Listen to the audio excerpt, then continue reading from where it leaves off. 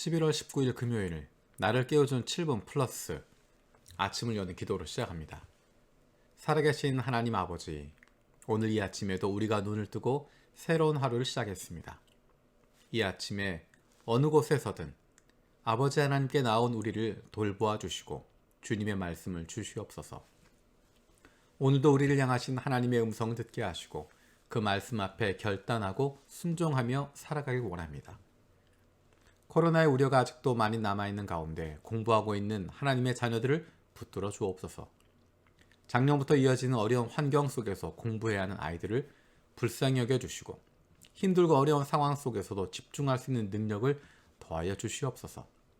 공부할 수 있는 능력을 주시고 이해할 수 있는 지혜를 주시고 그 무엇보다도 내가 왜 공부해야 하는지를 알게 하여 주시며 하나님께서 주시는 마음을 품고 하나님이 원하시는 좋은 이웃, 좋은 친구의 삶을 살아갈 수 있는 담대함이 있게 하여 주시옵소서. 새로 세워진 기시다 후미오 수상과 정부의 관리들과 지도자들이 국민들을 불쌍히 여기는 마음을 갖게 하시고 두려워하는 마음으로 일들을 대하게 하셔서 그들의 결정으로 인해서 국민들이 어려움을 겪지 않도록 보호하여 주옵소서. 일본부를 위해서 기도합니다. 하나님 나라를 나타내는 신앙 공동체가 되게 하여 주시고 3년간의 성경 통독을 통해서 복음 이회의 쇄신이 일어나게 하여 주시옵소서. 그리고 지역 선교에 쓰임받는 일본부가 되게 하여 주시옵소서. 홍석표 목사를 위해서 기도합니다. 날마다 나를 깨워준 7분 플러스를 통해서 기도의 폭이 넓어지게 하시고 말씀 묵상의 깊이가 더욱 깊어지게 하여 주시옵소서. 다른 것들에 방해받지 않고 하나님께서 원하시는 일에 집중할 수 있게 해주시고 가족들 모두가 있는 곳에서 좋은 그리스도인, 좋은 이웃, 그리고 좋은 친구로 성실하고 기쁨과 즐거움을 누리며 살아가게 하여 주시옵소서. 우리 교회 행정 지원 사역을 위해서 기도합니다. 교회 전체가 잘 유지될 수 있도록 돕고 지원하는 여러 가지 사역들이 있습니다. 눈에 보이지 않지만 교회가 유지되고 운영될 수 있도록 섬기는 사역들을, 섬기는 이들을 복 주시고 은혜를 더하여 주시옵소서. 오늘 저녁 한국부와 중국부의 금요 기도회를 위해서 기도합니다. 오프라인과 온라인으로 모임을 갖게 해주지만 영으로 하나가 되게 하시고 우리가 있는 바로 그곳에서 기도하고 하나님을 만나는 거룩한 곳이 되게 하여 주시옵소서. 육신의 연약함을 가지고 있는 지체들을 위해서 기도합니다.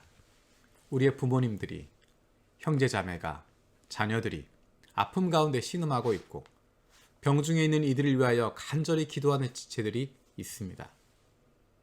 그 회복을 위하여 기도하는 기도를 들어주시고 응답하여 주옵소서. 함께 기도하는 가족들을 위로하여 주시고 이러한 육신의 연약함으로 인하여 가족이 하나가 되고 하나님께로 가까이 나아갈 수 있는 기회가 되게 하여 주옵소서. 사랑하는 가족들을 돌보고 있는 손길 가운데 함께 하셔서 그 육신이 지치지 않게 하시고 그 마음이 상하지 않게 하시고 날마다 예수 그리스도로 말미암은 기쁨이 넘치고 희망이 넘칠 수 있도록 은혜를 더하여 주시옵소서. 믿음을 잃어버리지 않게 하시고 확신을 가지고 감사함으로 간구하게 하여 주시옵소서. 못된 암세포들 예수 그리스도의 이름으로 사라지게 하여 주시고 치료의 광선으로 저들의 아픈 부위를 비추어 주시기를 원합니다. 예수 그리스도의 치료의 손길로 안수하여 주시고 새로운 세포들이 소생하게 하여 주시옵소서. 감사드리고 예수님의 이름으로 기도드립니다. 아멘. 오늘 함께 읽을 리바이블 21-22 본문은 사무엘상 21장에서 23장의 내용입니다. 사무엘상 21장에서 23장입니다. 그 가운데 오늘은 23장 1절에서 5절 말씀을 읽겠습니다. 23장 1절에서 5절입니다. 다윗은 블레셋 사람이 그일라를 치고 타작한 곡식을 마구 약탈하여 간다는 소식을 들었다. 그래서 다윗은 주님께 여쭈었다. 내가 출전하여 이 블레셋 사람을 쳐도 되겠습니까? 그러자 주님께서 다윗에게 허락하셨다. 그렇게 하여라. 어서 출전하여 블레셋 족속을 치고 그일라를 구해주도록 하여라. 그러나 다윗의 부하들이 반대하고 나섰다.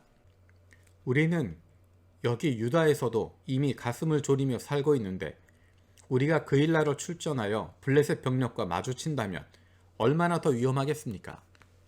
다윗이 주님께 다시 여쭈어 보았다. 그런데도 주님께서는 똑같이 대답하셨다. 너는 어서 그일라로 가거라. 내가 블레셋 족속을 너의 손에 넘겨주겠다. 그래서 다윗이 그일라로 출전하여 블레셋 사람과 싸웠다. 결국 그들을 쳐서 크게 무찔렀으며 블레셋 사람의 집 짐승들을 전리품으로 몰아왔다. 다윗은 이렇게 그일라 주민을 구원해 주었다. 어제만 해도 다윗의 이야기는 승리의 이야기였습니다. 골리앗에게 이기고 나가는 싸움마다 승리하면서 그리고 사울의 사위가 되면서 그는 성공할 것처럼 보였는데 하루아침에 도망자의 신세로 전락하게 됩니다. 그리고 놀라운 것은, 안타까운 것은 다윗을 도와주었다는 이유로 말미암아서 제사장들이 죽임을 당하게 됩니다. 수많은 사람들이 다윗 때문에 죽임을 당하게 됩니다. 그 이야기를 듣게 될 때 다윗의 마음이 얼마나 무겁고 아팠을까. 지금 읽었던 본문의 말씀은 다윗의 승리 방정식을 보여주고 있는 것입니다. 1절에 문제가 생깁니다. 블레셋 사람이 그일라를 치고 타작한 곡식은 마구 약탈해 간다는 소식을 들었다. 문제를 보게 되고 다윗이 하나님께 물어봅니다. 2절입니다. 거기에 대해서 주님께서 다윗에게 허락하십니다. 가서 싸워라. 3절에 생기는 문제가 다윗의 부하들이 반대하는 것입니다. 우리는 여기 유다에서도 이미 가슴을 졸이며 살고 있는데 우리가 그일라로 출전하여 블레셋 병력과 마주친다면 얼마나 더 위험하겠습니까? 부하들이 반대하니까 멈추는 것이 아니라 4절에 다시 주님께 물어봅니다. 그때 주님께서 똑같이 대답하십니다. 5절에 그 결과를 가지고 다윗이 출전해서 이기게 됩니다.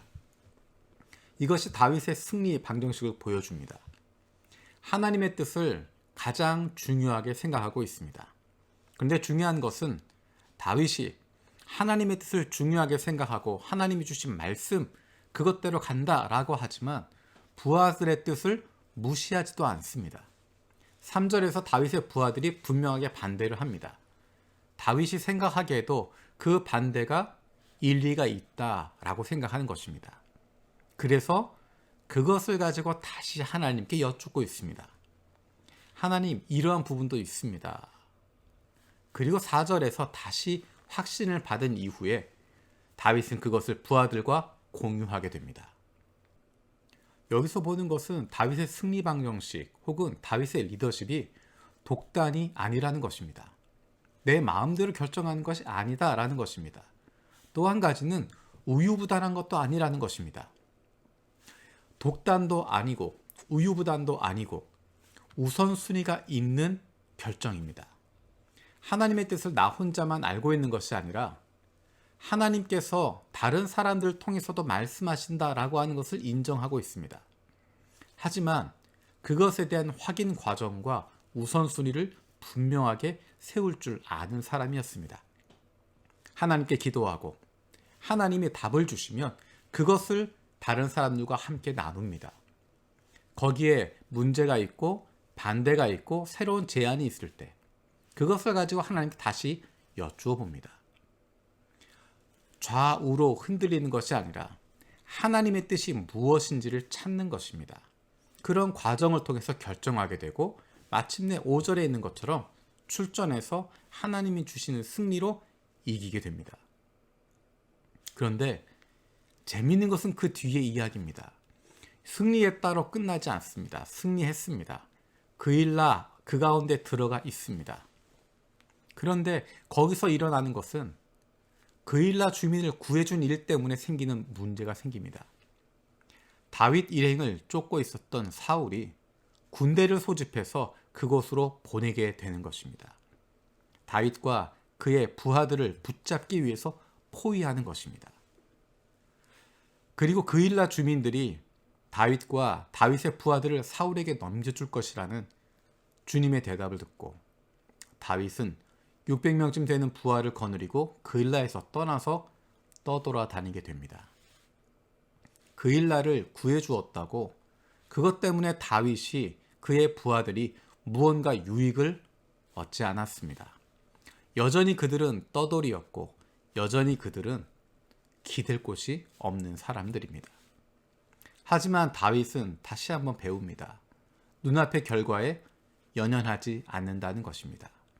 내가 무엇인가 했다고 해서 그것에 대한 결과가 바로 나타나지 않는다. 힘든 길이어도 옳은 길을 가는 것이다.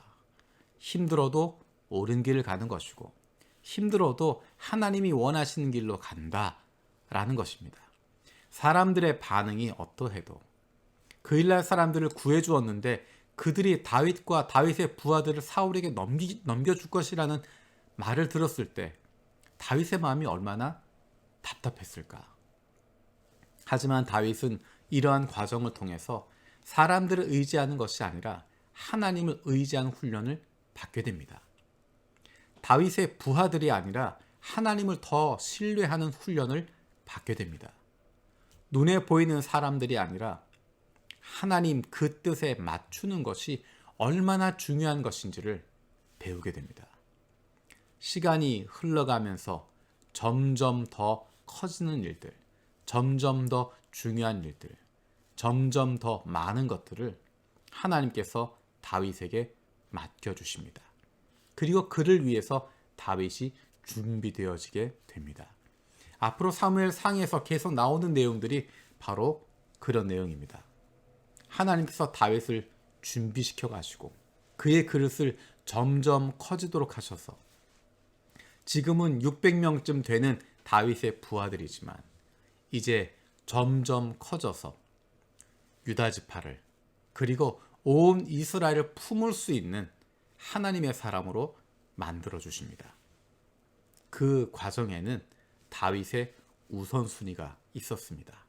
하나님의 뜻을 중요하게 생각하고 그것을 붙잡고 나아갈 수 있었던 것. 눈앞에 보이는 결과에 연연하는 것이 아니라 힘들어도 옳은 길을 가는 것. 다른 사람들이 박수치는 것보다 하나님께서 잘했다 하시는 것. 그것을 바라보는 마음. 앞으로 우리가 다윗을 통해서 발견하게 될 부분들이 그 부분들입니다. 저와 여러분들이 다윗의 모습을 보면서 그리고 다윗을 보고 계시는 하나님의 모습을 통해서 우리를 향하신 주님의 마음을 발견하게 될 수 있길 바랍니다. 주님께서 가르쳐 주신 기도로 마치겠습니다. 하늘에 계신 우리 아버지여, 이름이 거룩히 여김을 받으시오며 나라가 임하시오며 뜻이 하늘에서 이루어진 것 같이 땅에서도 이루어지이다. 오늘 우리에게 일용할 양식을 주시옵고 우리가 우리에게 죄 지은 자를 사하여 준 것 같이 우리 죄를 사하여 주시옵고 우리를 시험에 들게 하지 마시옵고 다만 악에서 구하시옵소서. 나라와 권세와 영광이 아버지께 영원히 있사옵나이다. 아멘.